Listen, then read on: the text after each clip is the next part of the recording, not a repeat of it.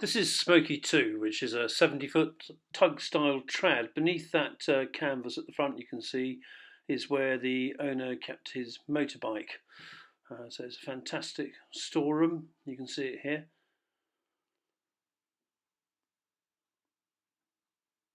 And beneath that solid steel deck is a massive amount of storage space as well. The two lockers you can see at the front, one slightly hidden behind the canvas, both contain 13 kilo gas bottles, by the way, for the cooking.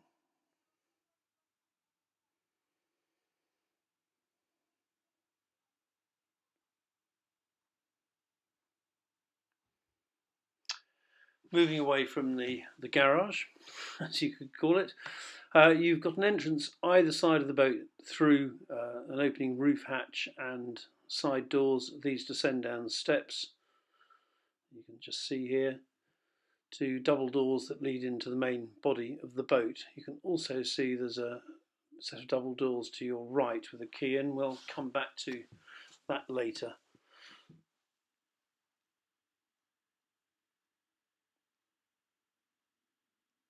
In the saloon, you can see there are two chairs at the moment upholstered. They also turn into single beds if you want them for guests. And at the far end of the saloon, you can catch sight of the Morso Squirrel multi-fuel stove. Very popular stove on narrowboats, so they do their job.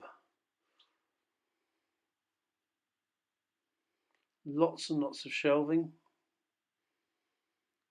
And spinning around, you can see back to see there's several cupboards, units for television and so forth.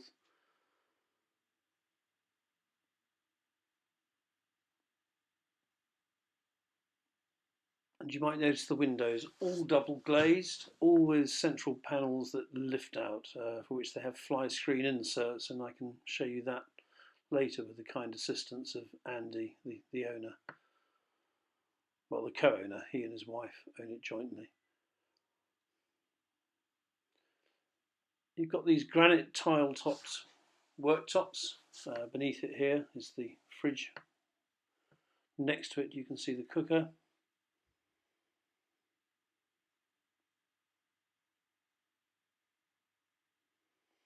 Washing machine there, tucked in the corner. Plenty of storage once again. It is fantastic for storage, this boat. They knew what they were doing when they designed this. And the fit out it was lined out by a company called Wharf House Narrowboats on a Tim Tyler shell, by the way.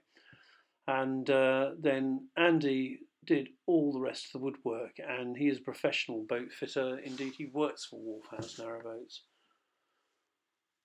So all his experience has gone into creating this. This is a dinette, which breaks down into a double berth.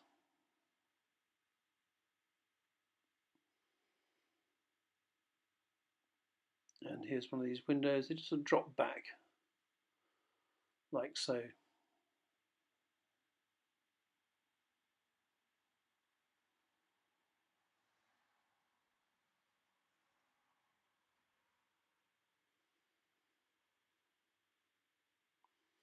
Moving on down the corridor, you have the shower room off to your right.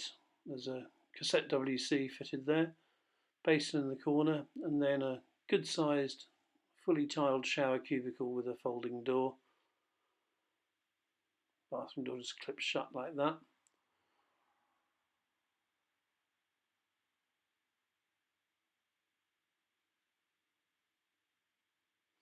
Heated towel rail here, that's part of the diesel-fired central heating system.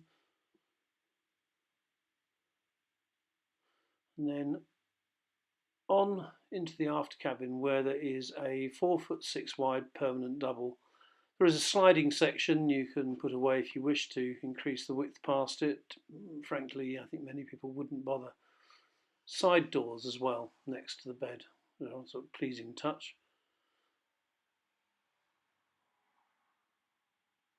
There's plenty of storage under the bed, but here you have the first of several hanging cupboards, full height wardrobe this one. And that's me shutting the doors back to front. Plenty of drawer space beyond. All of this is handmade. There's no sort of flat pack units being shoveled into here. Got another cupboard, half height, with a hanging rail here. And then plenty of further storage for clothing above. Next to that, you've got the inverter behind this grill. It's 2.5 kilowatt. Plenty of power to run things like the washing machine. And then cleverly, this whole cupboard opens up like so, and you've got these little drawers here for electrical bits and pieces, fuses, I don't know, the sort of thing you might keep in those kind of toolkits. And then up and out onto the semi-trad stern. You see you've got a seat on one side and you've got a locker on this side, and of course the controls for the Isuzu 55 horsepower diesel engine that drives the whole thing along. Beneath the board here is that Isuzu.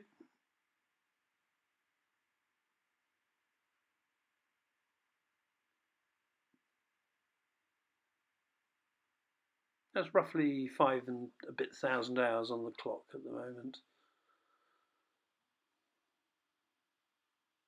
And that's stern end. There is a tonneau cover. You can see those hooks for it there. And this is Andy showing us how easily those windows are opened up like that. So you've got fresh air coming in, and then he's made these inserts with mesh in, so lots of fresh air, no insects.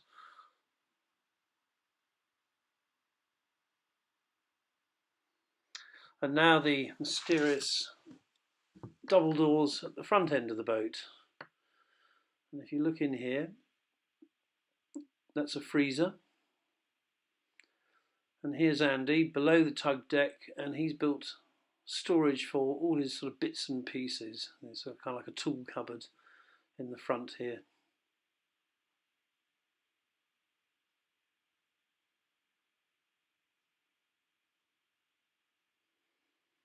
And there's that freezer.